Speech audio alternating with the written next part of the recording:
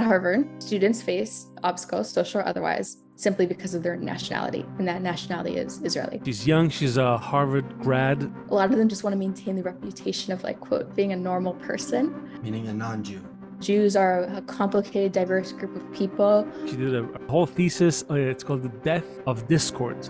The discrimination that we experience is complicated and diverse, and it's hard to put into boxes in a world that loves boxes. And it's a thesis on anti-Semitism at Harvard College. Why throughout history are Jews constantly the scapegoat? And it has a real conspiratorial nature to it. Sabrina Goldfischer, please join us. The Jew saw them all, beat them all, and is now what he always was. All things are mortal but the Jew. All other forces pass, but he remains. What is the secret of his immortality? Hello, thank you so much for having me. Sabrina. Hi. So, how are you? I'm doing well. I'm really excited to be here. How are you both doing? Good. We're good. It's the most fun that someone can have talking about anti-Semitism. So we found it. It's one of the taglines that we're using. I don't know. When did you graduate? When was your thesis? Yes, I just graduated in May. So All right. now trying to figure out. Congratulations. Yeah, thank you so much. And you still live in Boston, or you're? Yeah, so I'm from upstate New York, but I'm currently living in Boston and probably going to spend the summer here. Wow, I miss New York a little bit. Oh. I miss New York too. I love Boston, but I miss New York. And why? It's not the most popular topics, as we said. What made you do a thesis on anti-Semitism? What prompted it? Was something happened? Did you get to Harvard like already, like this is my mission, or something happened when you were there that said, "Wow, I have to deal with this"? Yeah, great question. I think in answering that question, I have to go a little bit further back. So when I grew up in an area with not a big Jewish community. I was always the only Jewish student in my classes. My Jewish identity was always very strong. I grew up Reform, but it was always something very much more concentrated within my family. It wasn't really a community endeavor. It wasn't really a community experience. And it's a big part of my life, but something that I more felt like I had to hide at school. Ultimately, as I went through high school and I experienced some more anti-Semitism, which was obviously troubling, especially given the lack of a Jewish stronghold at my high school. What years are we talking about? Just so you going through high school, is that what, 2000 and? Yes, so I graduated high school in 2019. Okay, so it's all right. Okay.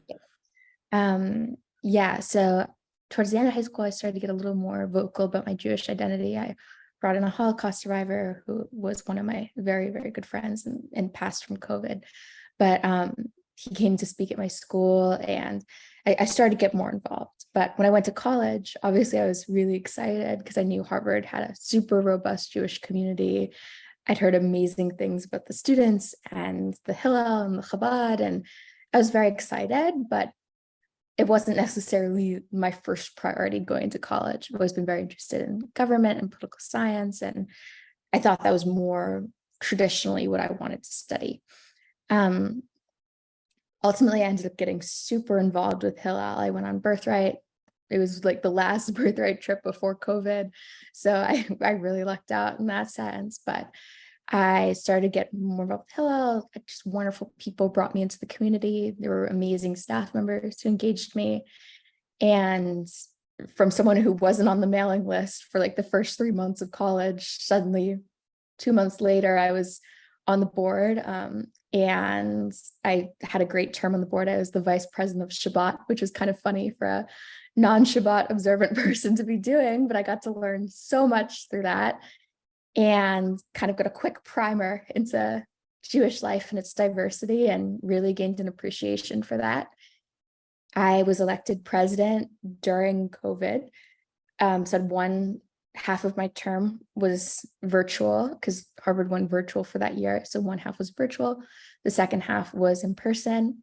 And while I was president, things got particularly spicy in the Middle East. There were a lot of challenges. It was like May 2021. So there was so much happening at that time. And I was kind of thrust to the front of leading our community during a time when things were really, really challenging for Jewish students to handle on campus. So I had a lot of practical experiences with dealing with anti-Semitism, anti-Zionism, helping students navigate that. And I'm happy to talk more about what that looked like. But ultimately, by my senior year, I'd finished my presidency. I ended up taking up this Jewish studies secondary. I was still involved with Hillel and all these Jewish organizations. And originally I'd planned on writing my thesis on something totally different area of political science. But by senior year, I was like, or this was by the end of junior year that I had to decide my topic. It was pretty clear to me that I needed to write this thesis on anti-Semitism, because if I wasn't going to, no one was going to. And for something to sustain me, thesis writing at Harvard is intense. It's a 24, I mean, for me, 24/6 endeavor. And I wanted to write something I was really passionate about. So I was lucky enough to find the topic that I was so passionate about. And somehow, after endless cups of coffee and not much sleep, it came to fruition, and I'm really proud of the product. Okay, first of all, Mazel Tov. I've never written a thesis in my life, so I can't. I don't think I will in this lifetime. I know it's a lot of work. What's what's the story behind the death of Discord? How do you connect that to anti-Semitism? Yeah. So the title, The Death of Discourse, Anti-Semitism at Harvard College, the full title. Discourse, yeah, sorry. No, totally fine. People think that I came up with the title like through ChatGPT or something, because it sounds very dramatic, but Yeah. I swear it was from this brain, for better or for worse. But after I would love to talk more about my results and what I found. But one of the big overarching themes in my results was that there's just a lack of dialogue about anti-Semitism, and a lack of dialogue between the pro-Israel and anti-Israel community, most of that propagated because of the anti-Israel community shutting off dialogue with us. But as someone who I truly believe that talking to each other is the only way to make progress. And time again, as I was working on my thesis, Jewish students were afraid to speak up. Israeli students were afraid to speak up because of the social, academic, whatever consequences that were real and pressing, and some of which I felt as a consequence of writing this. But if Jewish students are afraid to speak, and students who sympathize more with pro-Palestinian, and I hate binary terms, but for the sake of this conversation, pro-Palestinian camp, refusing to sit down with us for like productive conversation. And you would think at a place like Harvard, where on so many issues, I think we're able to have really, really strong conversations, and people with different views are able to come together and hash it out. It's really concerning that on these issues, there's just a lack of productive conversation. I'm curious, in Harvard, since I've never been, do they, when you start, right, first year, do they teach you the importance of talking to each other, how to talk to each other? I know there's like probably like a debate club. I'm not talking about the debate club. I'm specifically not talking about debate, but about more, I don't even want to say the Jewish style of conversation, but something that's more about including different views, not necessarily who's winning, but the ability to contain different views, to talk about it, to disagree and stay around the same table. Like, is that something that's being taught in school today? I'm curious. Yeah, I'd say it's definitely preached. I think a lot of part of the reason why I loved Harvard is just and I want to make that very clear, because I think sometimes it's misconstrued, because I wrote a piece that was critical of the university in some ways, but like I owe everything that I have to my 4 years there, and I'm so grateful, and I really loved my experience there.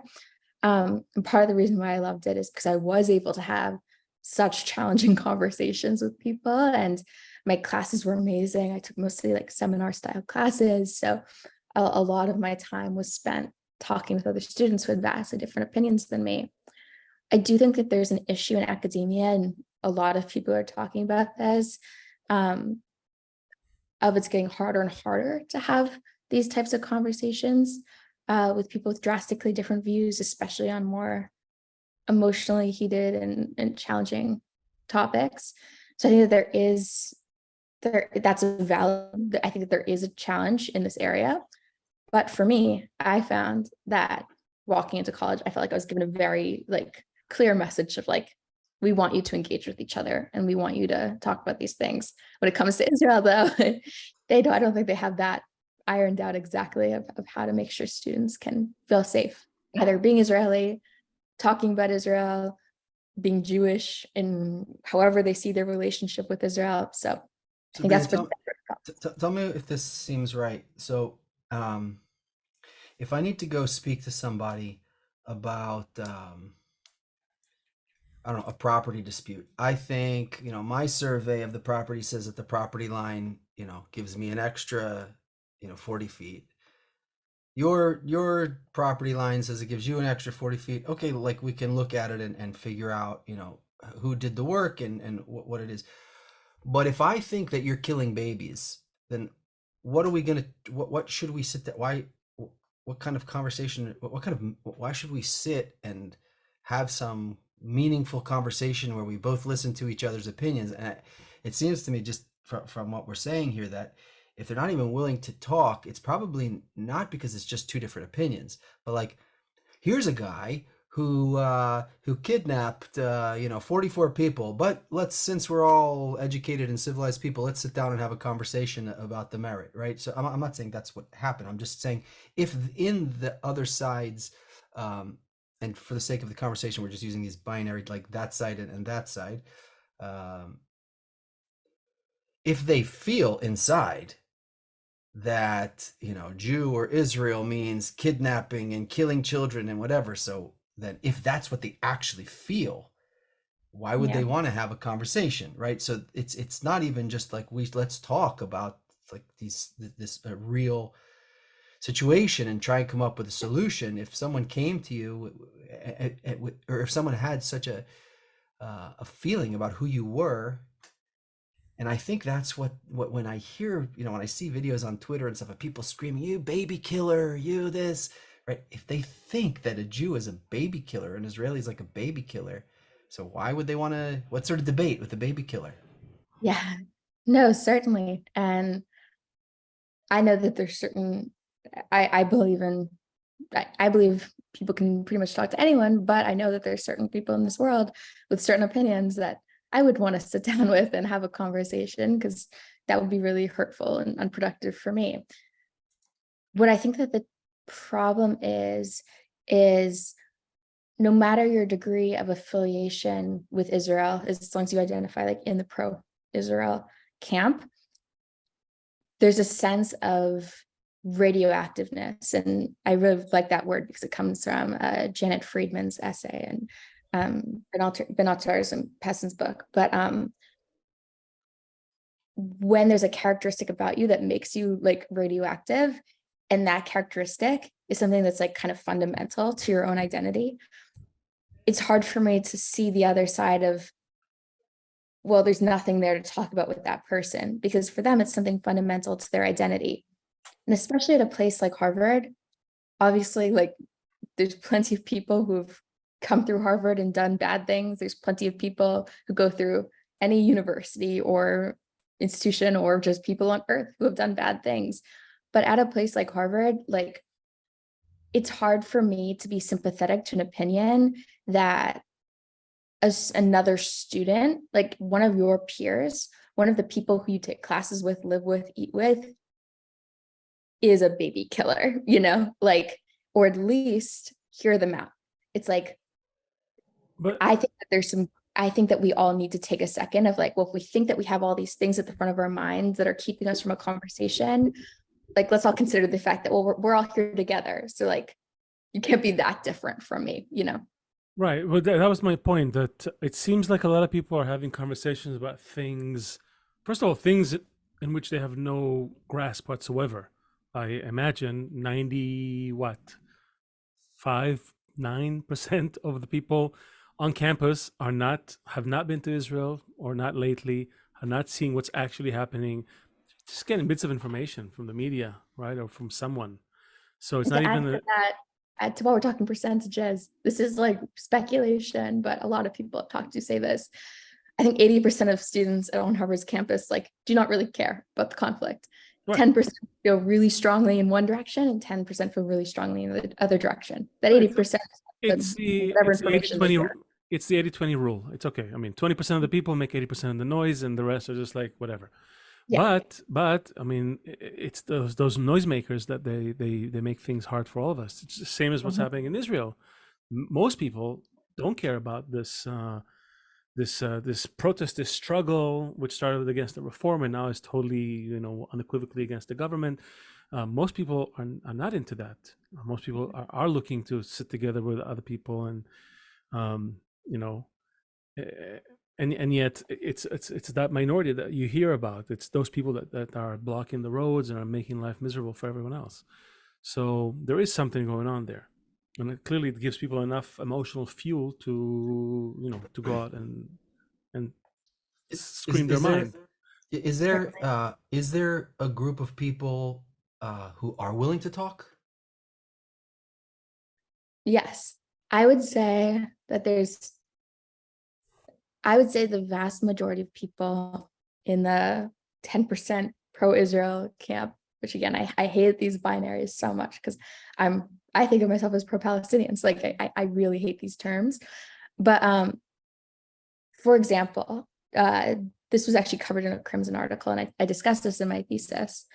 There was an Israeli student. So Israel Trek is this initiative on Harvard's campus, and a lot of campuses have sort of similar programs where they try to bring non-Jewish students to Israel for like a week. So for us, it's over spring break, and students apply to this trip. And it's like, personally, I've never been on this trip, but everyone who goes on it comes back and thinks it's amazing. They don't come back brainwashed as some like ultra Zionists. They come back and like actually feel like they can think critically about the conflict. And I think it's a very like, I mean, obviously it's run by Israeli students, but like, I think it's a very well-balanced trip. Students come back and they were like, wow, I was really exposed to like the nuance of this conflict. So there's that. And I'd say that's fact, given the amount of students who've come back and said that. But there's always a big movement on Harvard's campus with Israel Track of a lot of students from the Palestinian Solidarity Committee, the PSC. They're sort of like the hub of pro-Palestinian activity on Harvard's campus. They lead a whole like anti-Trek movement where it's a little nuts because they cover the insides of dorms, classroom buildings with these like black posters that have like really inflammatory things written about Israel Trek. Like if you're participating in Israel Trek, you are like enabling settler colonialism, like very like inflammatory things.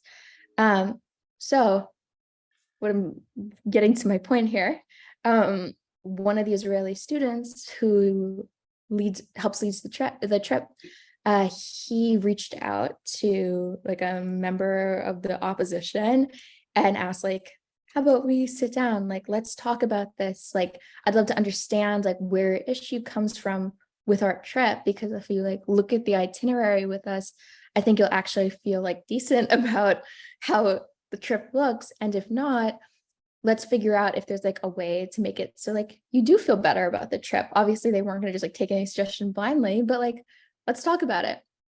This invitation was declined. And then in the Crimson write-up of the situation, the student described their like fearing for their safety by sitting down with this Israeli student.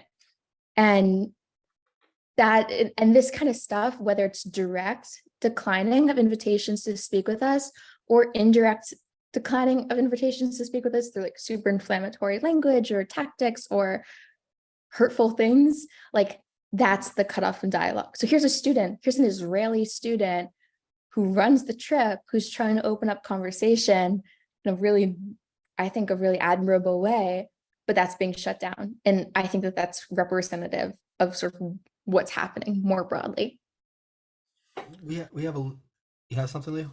No, no. Okay, so we have this kind of approach where we want our message to get to everyone, but we're focused on the people who can hear us at first, and try and build a little bit of a critical mass there, and then widen it, and then widen it, because just trying to go out, like for example, I have a certain relative who always thinks that I'm like a ridiculous optimist, and I have my head in the clouds, and there's never going to be love. There's always been war, and there's always going to be this. And he always says, "What are you going to do about this?"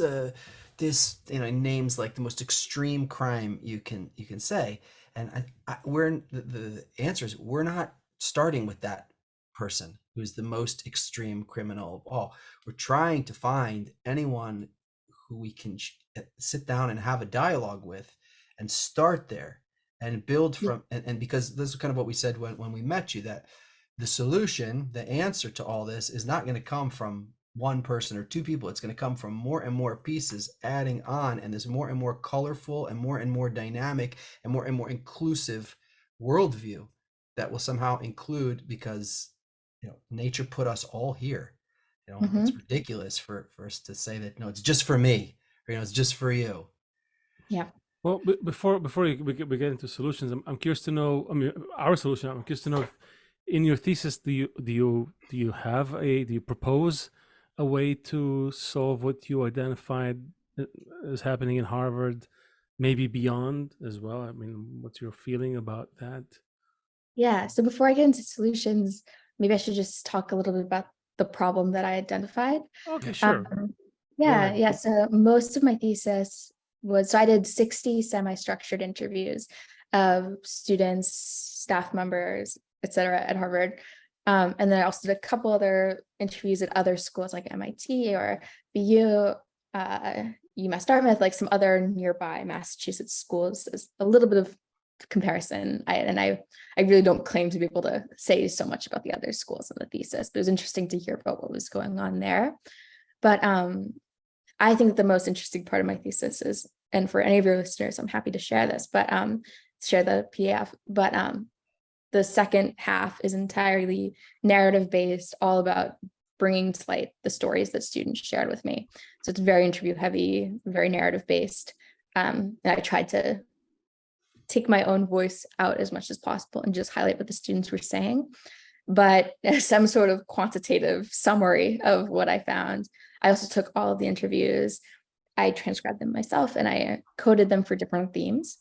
And then I did percentages of, well, how many are feeling this, how many are feeling that, to give like some sense of what's happening. So I don't love sharing these numbers. I wrote them in my thesis because I think that the stories are much more impactful and share the real situation of what's happening.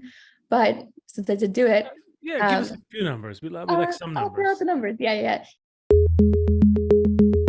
I don't think anyone else is doing what we're doing, and and that's exactly it. Nobody can comprehend what we're talking about. Who would even say that anti-Semites have anything valuable to say without saying we're anti-Semitic or we're self-hating Jews? But there's something that everybody's missing in this whole picture, and the reason why the solution is so close is because we're not waiting for anyone else to change. We're not waiting for the laws to be enacted. We're not waiting for a new politician to get elected. The answer is way closer than everybody thinks. Like us, hit the bell thing on the YouTube so you can get a notification when a new episode is up. Well, this is the Jew function, and let's get back to our guest. So 68.75% of my Harvard student interviewees expressed that at some point their Judaism or connections to Israel made them censor themselves in academic or social settings. Starting there. Second thing, 62.5% said that they'd experienced anti-Semitism or know someone who have, which is interesting because that's 0.5% off from the past 5 years national average, according to the ADL. Finally, the last percentage I'll share is that 83.33% of students say that they've experienced anti-Zionism. So 83%? 83%. And again, I also claim in my thesis that I'm not trying to divide the line of anti-Semitism versus anti-Zionism. that's like, if anyone figures that out, let me and everyone else who wants to know. But I use my own schema that I sort of adapted from various scholars to do my best at characterizing. But that's pretty significant. And these 60 students and staff members interviewed, these were the percentages were based on students. I was very lucky because as president, I got to know my community really, really well. And I was able to curate a group of interviewees. I started small and then used sort of, in political science, we call it like the snowball effect. I used snowballing to get more and more interviews from students asking, well, who else do you know, whatever, to get up to the number of 60. By the way, these were like 45-minute to an hour, sometimes longer interviews. So they were meaty. We really learned a lot from them. But I totally lost my train of thought. So what you find? I'll help you out. What you find? I mean, Yes. this is all you put in a lot of effort. There's no denying. What did you find? What are people saying? And especially again, what we're interested in. I'm just going to kind of cut closer to what we're after, is some sense of a solution. And we're going to ask some side questions as well in a second. But really, from what you found, what is their feeling? Is it fixable? Is it not? What's what is their kind of? Sure. What's the main thing? What was the surprising fact? Yes, Maybe. and thank you for helping me get back onto my train of thought. That's exactly where I was hoping to go. So I'd say what I found is the most acute discrimination was experienced by Israelis at Harvard. But there's the disparagement of like the track leaders, as I talked about. A lot of them cited feeling like their humanity was questioned. That's a direct quote. Some had trouble joining certain like social organizations, felt those consequences in academic or social settings. I think what's representative is one student said that a student once said to them in like a casual setting, I can only imagine the war crimes you've committed, to this Israeli student. So like at Harvard, students face obstacles, social or otherwise, simply because of their nationality, and that nationality is Israeli. And that's pretty shocking, I think. One of the other most pervasive themes was self-censorship. So a lot of students feel discomfort being identified as pro-Israel. A lot of them just want to maintain the reputation of like, quote, being a normal person, which is interesting. Meaning a non-Jew. A story like what was that? Meaning a non-Jew. Maybe in some ways, yes. But also I think it's okay to be a Jew at Harvard. It's just where it gets more challenging is if you bring your affiliations with Israel into your Jewish identity. And I would answer to that as, well, that's not really being your full authentic Jewish self if that is how you identify as a Jew. But a story that I think is really representative that one student told me is that there's this like pre-orientation program like before college starts that students were leading for incoming freshmen. And one of the parts of this program was doing like a bad parts of Harvard tour. So going to all the spots that like students don't like for whatever reason or another.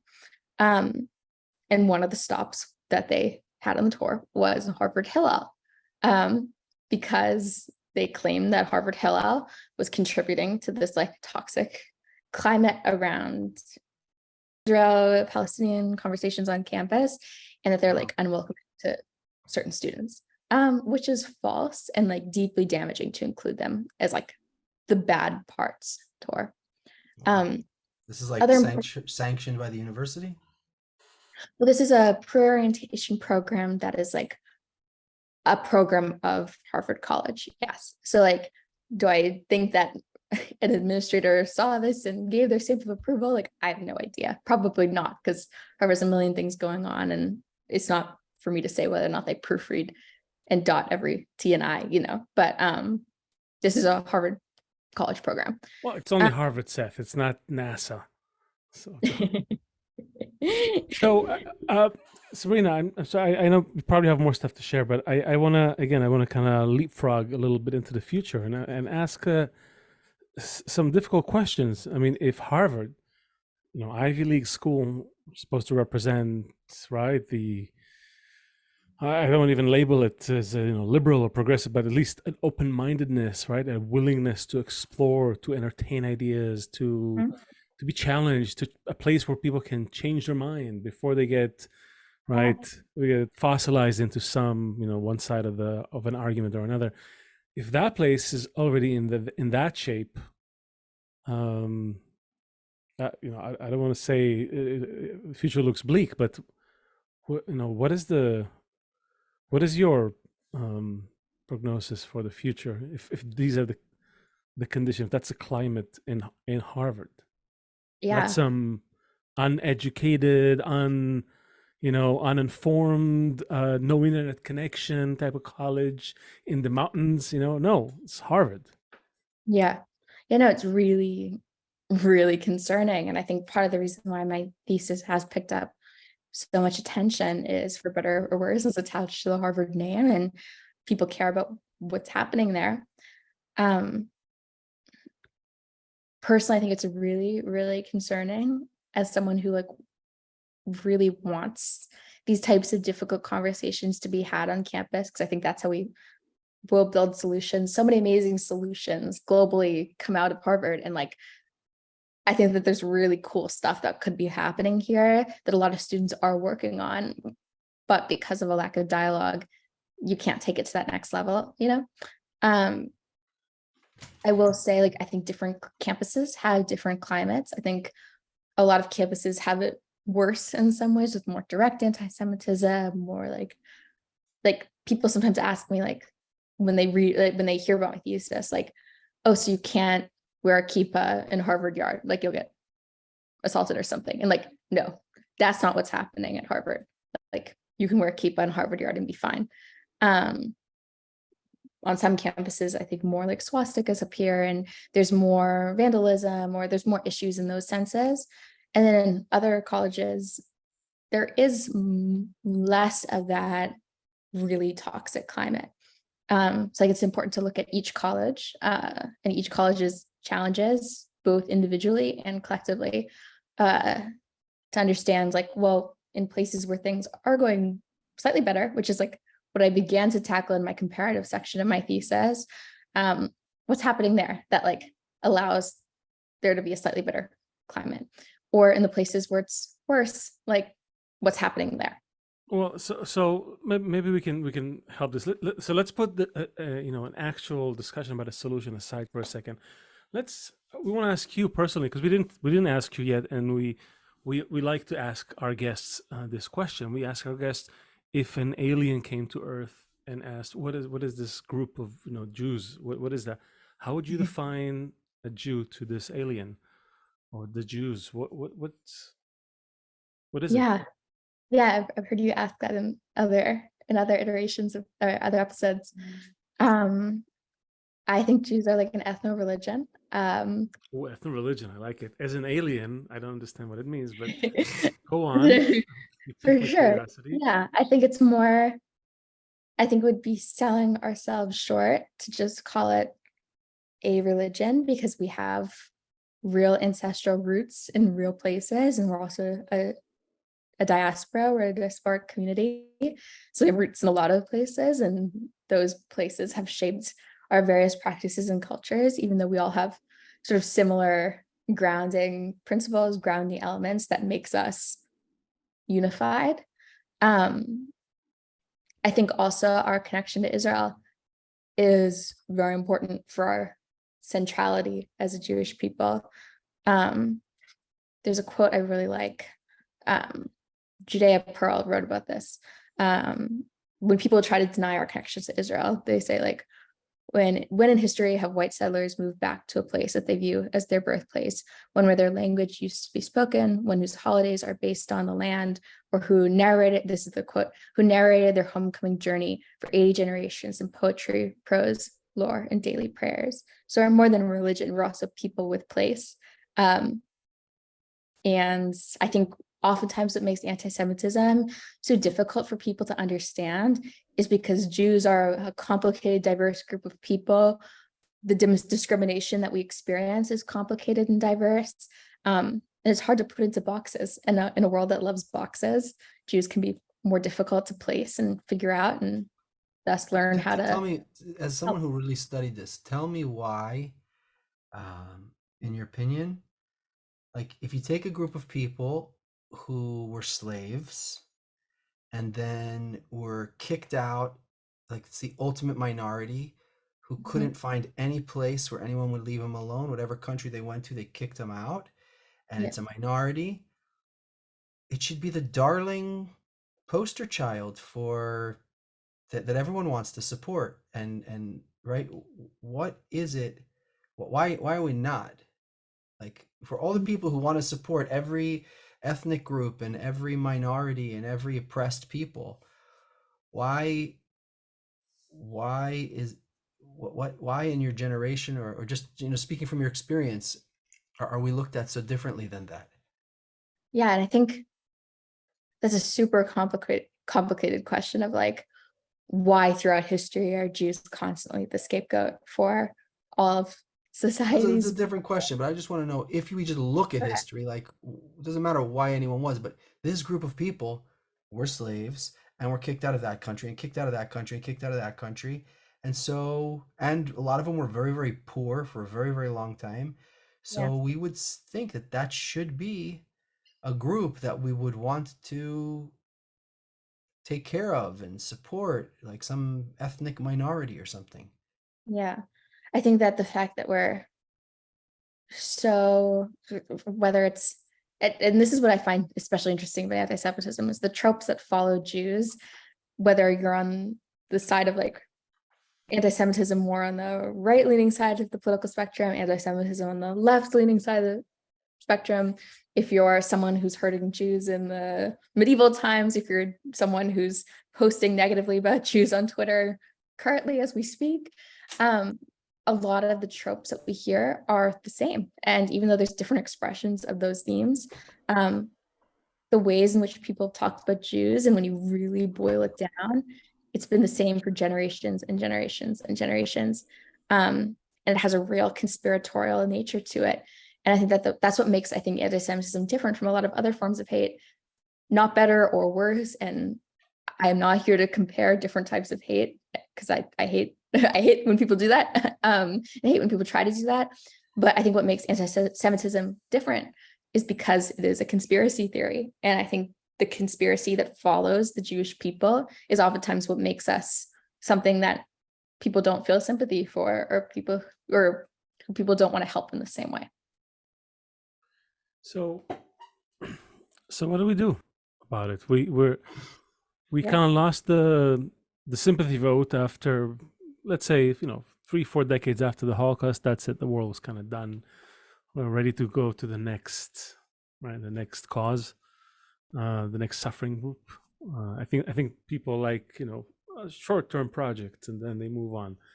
They don't like repeat customers, and like in the public space. But at some point we stopped being that. It, on the face of it, it looks like we're trying to be like everyone else, as you say, but that's not really working out either. Every place you go, we get called out. We speak to a lot of people that this is what they're about, that's their experience. Like they can't really seem to assimilate properly, or just blend in.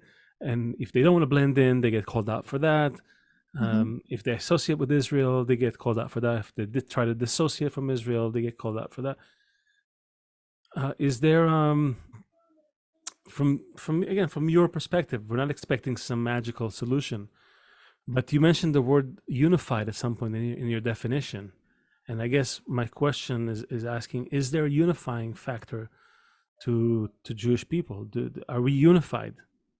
Because we feel very strongly about this concept, which gets thrown around a lot, but practiced very little. Do you feel that we're unified? Do you feel that among other Jewish groups, other Jewish people your age? I'm curious. Yeah, I totally think that I think what's kept us together for generations and thousands of years at this point is that there is a sense of collectiveness, and there is a sense of unity within our community, within our own communities that are like smaller segments of the wider Jewish family, and also the Jewish family as a whole. I think that just because you're a family and just because you're unified does not mean you're not allowed to have different opinions from your siblings. I think it's fantastic and important that Jews have varied opinions on Israeli politics, varied opinions on Jewishness, various practices. I think that's what makes us rich. We don't, not materially rich, rich in culture and rich in practice. So as a family and as a unified family, that doesn't mean we all have to think the same way, do the same thing, and practice the same way. I think that's really dangerous. But yeah, I totally believe in Jewish unity. I think it's an amazing thing, and something that I think we should step even more into. And so that's as far as internally. I mean, I may disagree on some of the what's currently happening among Jews, but I wonder, do you I'm asking this personally, not not as a researcher or anything, but do you feel that there's something that sets you apart from other people, not by virtue of you being a unique individual as every other person is, but by belonging to this group called the Jewish people? Do you feel a certain otherness, a certain, I don't know, something that really that kind of separates you in a way that other groups don't feel? I think that both the blessing and curse of being a part of any group, any size, whatever the group is that your identity with that group does give you something different. It does give you some otherness, for better, for worse. Whether you're on like a sports team of some sort, all the way up to being a part of an ethno-religion. Obviously they take on different significances and different meanings in your life. But I especially think that the adversity that sometimes a group faces also contributes to how they experience their otherness. So the fact that anti-Semitism is such a unique form of hate, the fact that it's so difficult to understand for some people, the complexity of it.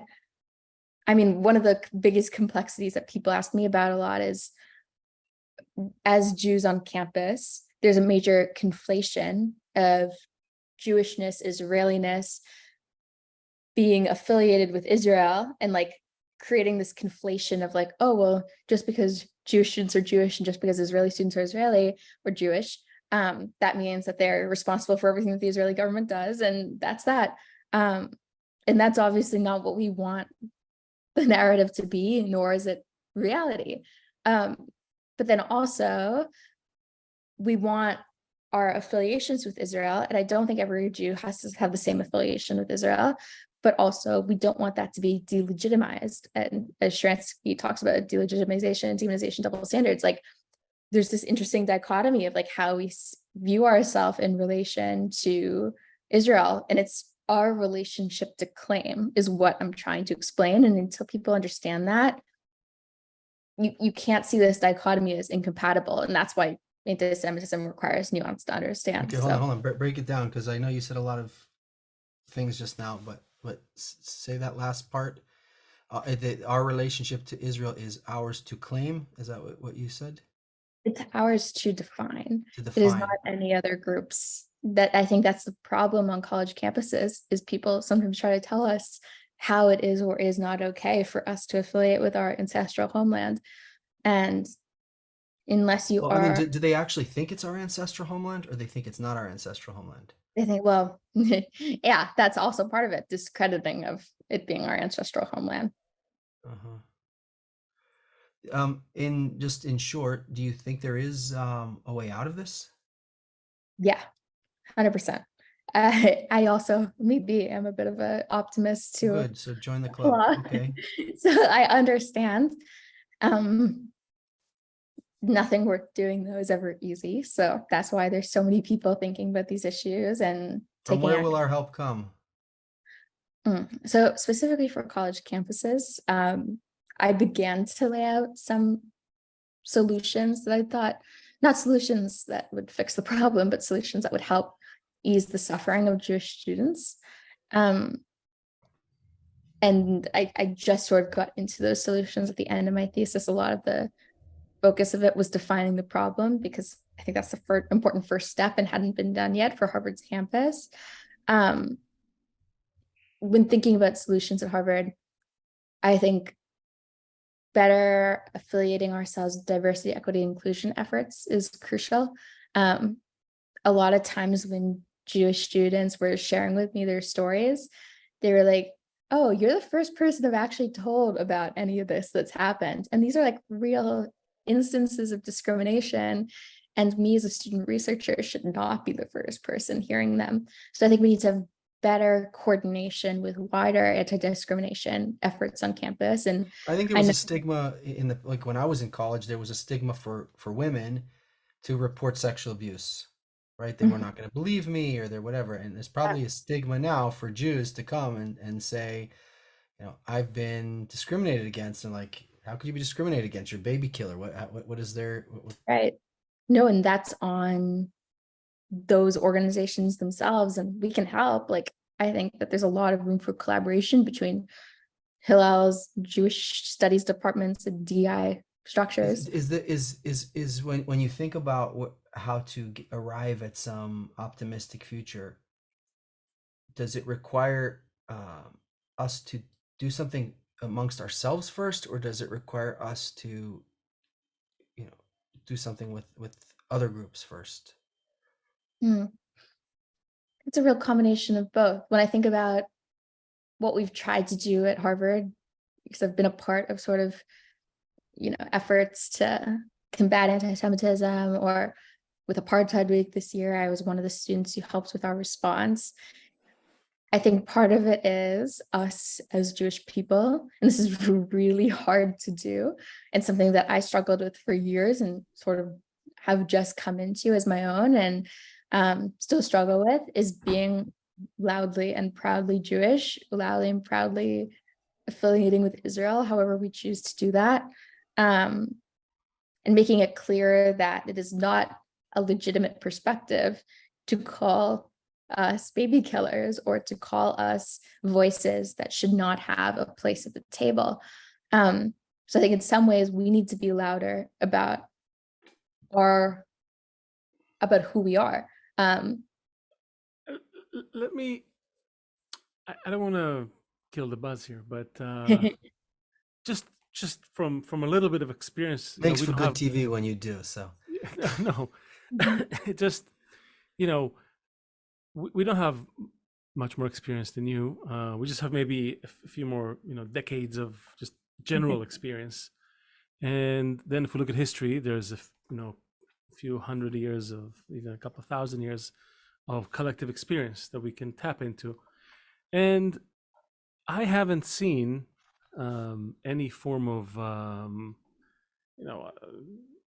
success in taking the steps that you describe. Not to say that you should be proud of who you are, and or should, like, those sound like great rights to have, right? As a student, as a member of society, Jew or not Jew, has nothing to do with it. Just good, makes common sense, right? To have this, everybody here has a place at the table. And I just don't see it happening, or more specifically, I don't see it affecting anti-Semitism.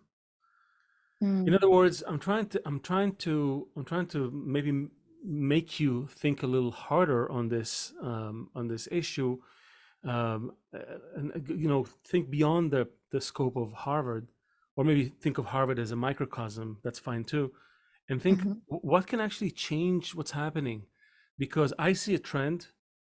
That trend has not changed. It's only gotten worse.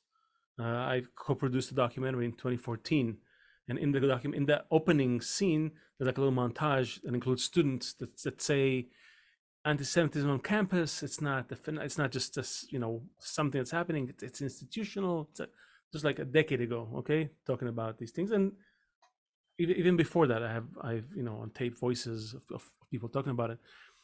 In other words, I'm trying to find something more drastic, something that would really move the needle. because these things have not produced the right response from the public. Even though you can say it's a minority, as you said initially, maybe only 10% are loudly against Israel. But who knows what what the other percentages are thinking. The fact that they're not loud doesn't mean that they think one way or another. We don't know. All we know is that when the tide kind of turns, suddenly a lot of people are thinking something that we didn't believe they could think, right? We've seen it in history time and again, especially against our people. So this is not new. So what we're really asking is what do you think can be done? It's like we're dealing with something much more systemic, much more pervasive. I don't want to belittle those suggestions that you have, but I want to ask, like, really seriously, like, what would make people change their mind or change their hearts about Jews? Can we do that? You can't change the world, right? You can't change a country, you can't change a city, you can't change a neighborhood. It's hard to get everyone in your building to agree on something, but you can change yourself, and that's what we're after. Little changes that will grow to a critical mass. What we're saying also is that we Jews, we've had it. There was a moment in time that Jews actually touched that quality that the whole world is waiting for us to give them, and which is what we're discussing in our talks. And you can hear about it in episode 7 of the Mystery Book podcast, the first 22 episodes of this whole series. And we go into some really heartwarming descriptions, right? Like the Temple Woodstock. Love, that episode is called. What's that? Temple Love, right? Yeah, Temple Love. Yeah, it was the Woodstock before Common Era. Yeah, people should listen to that one and get a taste of something that they always knew should exist or could exist. It did exist, and that's what we're looking to build. Check that out in episode number 7, Temple Love. Well, this is the Jew Function, and let's get back to our guest. So what we're really asking is what do you think can be done? It's like we're dealing with something much more systemic, much more pervasive. I don't want to belittle those suggestions that you have, but I want to ask, like, really seriously, like, what would make people change their mind or change their hearts about Jews? Can we do that? Yeah. Getting to your point earlier, I think we also need to acknowledge the ways that we have been able to make successful change. Like universities like the one I graduated from used to have quotas on Jewish students, and you could come back at me with, oh, well, numbers in the Ivy Leagues of Jewish students are dropping, and that's doing, and this and that, whatever. But like in many ways, like we have made so much progress. And I'm not saying things have gotten better. In fact, with hate crimes on the rise and anti-Semitism on the rise, things are getting worse. But I also think it's important that we take pride in collectively how far we've come since we were in camps. In terms of what else can be done, I think that people change their minds when they like have the opportunity to, for example, at Harvard, when students have an opportunity to go to Israel and actually see for themselves what's happening, or when those select few for our Israel Apartheid Week, I don't think we have time to talk about now, but part of our response was getting out there and making ourselves visible and trying to engage people in conversation and see where they're coming from and talk. I think that there's a lot of really interesting movements that are happening right now, like with the Foundation to Combat Anti-Semitism. They're big. The amount of resources that they poured into producing more media that people were seeing to understand anti-Semitism and daily stories that people face. I think that was very interesting. I think that there's so much work that's being done by organizations, whether it's ADL, AJC, et cetera, to put out materials that hopefully will give people a better picture. So I think that people change their minds and changing minds isn't necessarily the most important thing, but opening minds, I think, is. And I think a lot of what we're doing is important and is working. And I think we have a lot of opportunities too, like with social media.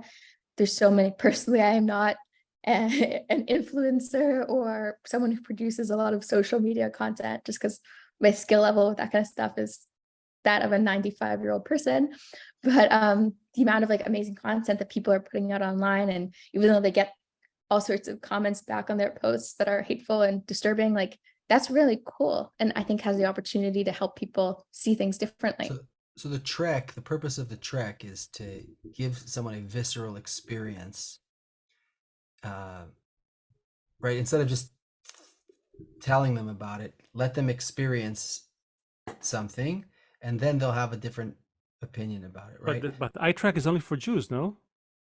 No, So this is, no, that's the program for non-Jews. So they yeah, it's take for like non-Jews to bring, yeah. So non- yeah, so that's great, but it's expensive and it's labor intensive and it's Yeah. hard to get a big group or over. So, Mhm. but the concept is let them see you got black Jews, you got white Jews, you got pink ones and big ones and fat ones, you got right-wing Jews, you got left-wing Jews, you got Arabs side by side with them. You know, you have Arabs in the Knesset. So when you Mhm. see something like that, it's totally different than, you know, you just imagine a bunch of baby killers who, you know, somewhere. It's a different picture.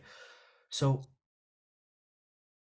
how do you give, as like a young person who's just came from college campus, you're in that whole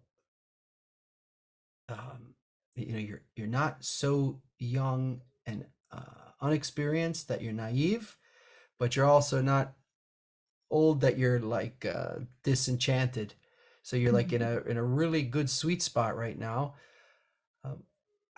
What is the feeling that we need to transfer, that you can help transfer to people, transmit to people, that is kind of like what happens during the trek? Like, what do people need to feel in order to In let order to something new in grow? order to open up to a different feeling about Jews, basically. Yeah. Yeah, no, I think that a lot of the problems, whether it's And in, hold on a second, and also, what do we have to offer? Like, do we even have anything besides just like, okay, they're chocolate, we're vanilla, he's strawberry, he's, you know, mint, whatever. I don't just mean like, well, you know, you like Chinese food, how about trying Indian food tonight? You know, I don't mean just as like another. Is there something worthwhile anyway that we have to offer anyone? yeah. Um, Since we're already in the spotlight, so you know. right, we might as well do something good with it. I think part of why the conflict has gotten so toxic, both like on college campuses, where I've discussed a lot about, and particularly Harvard, because that's I only want to speak to my knowledge base, and that's where my knowledge base lies. But or whether you're in Israel or whatever, like I think part of the problem is that people are being fed like a lot of misinformation and are being told narratives about what's happening in the Middle East without actually understanding what's actually happening. Whether it's like actually understanding what real Jews think like and talk like and eat like and understand like and practice like, or it's seeing for yourself what is happening in Jerusalem and what does it look like and how do people coexist and what are the conversations actually happening and what does Palestinian oppression actually look like? What can we, like, all of the realities, like we need to expose people to more of the realities and then like let them decide for themselves. Like that's what I like about Trek so much. You go, you see what's happening and then figure it out yourself. Like, and a lot of students, the conclusion they come to is like, wow, I thought I understood this conflict. Turns out it is so much more complicated than I thought.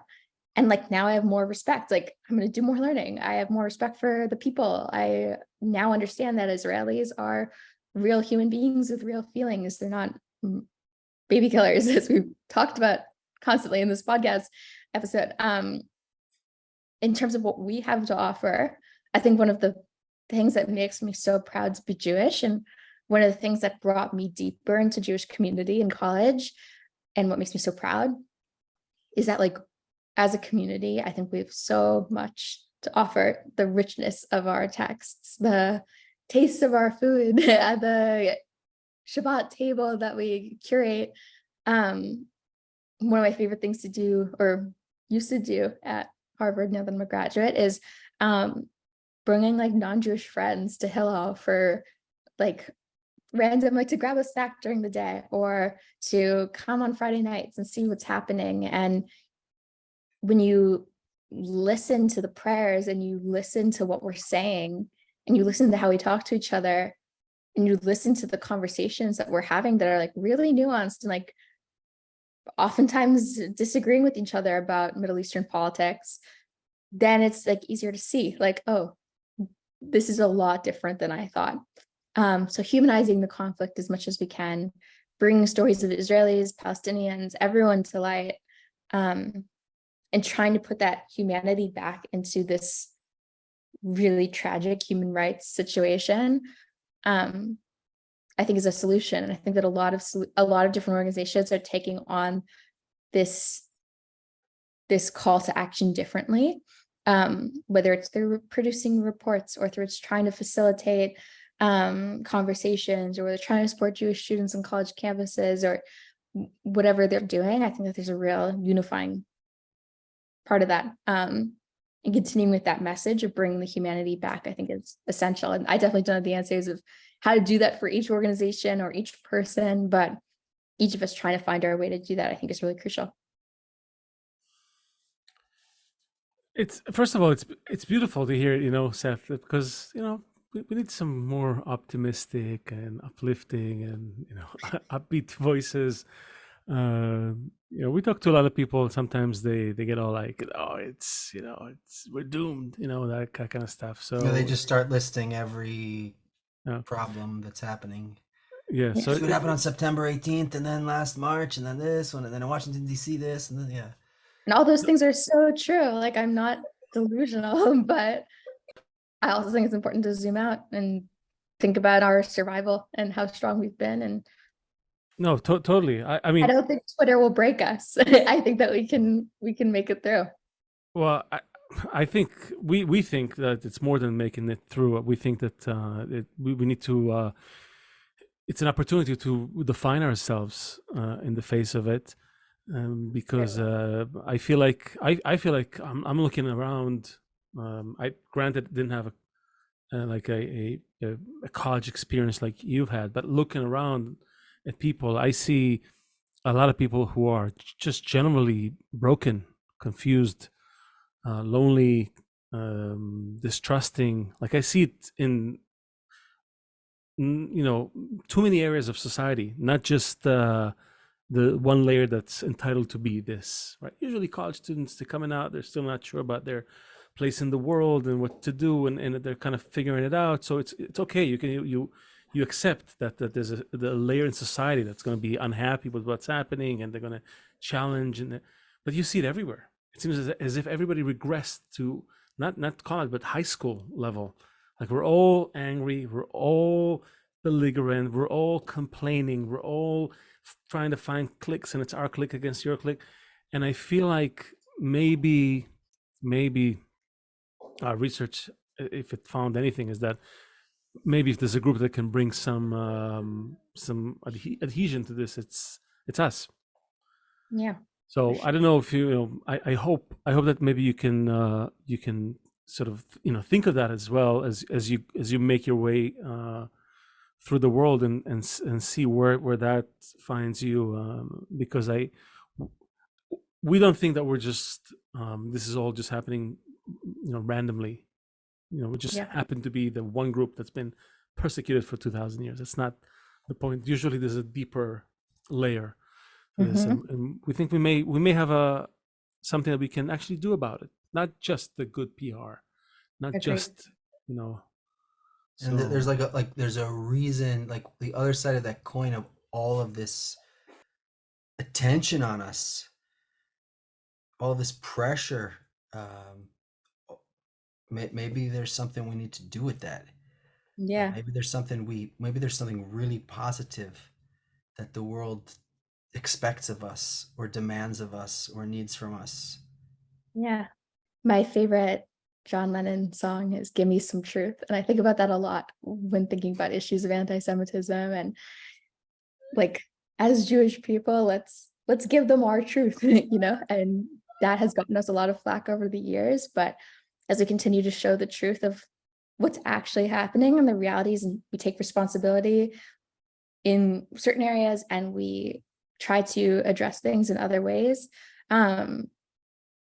like let's give them some truth, you know. Nice. I like that. We have sort of another small tradition that is we ask our guests to read a small quote at the end of an episode. This one is from Rabbi Nachman of Breslev. Probably heard of him. So, you know, you can, you know, if you don't mind reading it, and then if you, you know, like,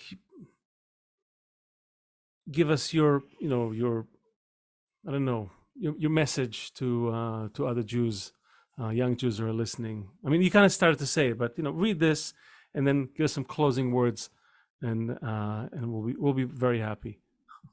Sure. And before we do this and close out, if I can make a quick plug, Yeah, since I'm still absolutely. writing a lot and trying to learn and producing more information as I can now that I'm starting to build up a little more of a platform, please do follow me on Twitter. It's at Sabrina Paris G, I think. I'm also have written for Times of Israel. I've had coverage in the Jewish Journal, and I'm working on some other writing projects right now. So I'm hoping that we can all continue to like keep the community. If you send to us what you want when we put this out, we'll put all the links to whatever you want in there, so everyone can find you, and maybe also your thesis as well. Yeah, would love. We're in touch with all kinds of people, so yeah. Awesome. It's all online. It's all free. So yeah, happy to share. Okay, the quote. Let me take a look at this.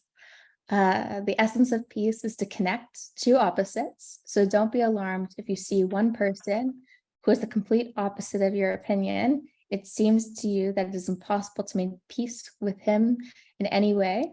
And also when you see two people who are two absolute opposites, do not say that it is impossible to make peace between them, because rather, this is the essence of the wholeness of peace, to strive for peace between two opposites.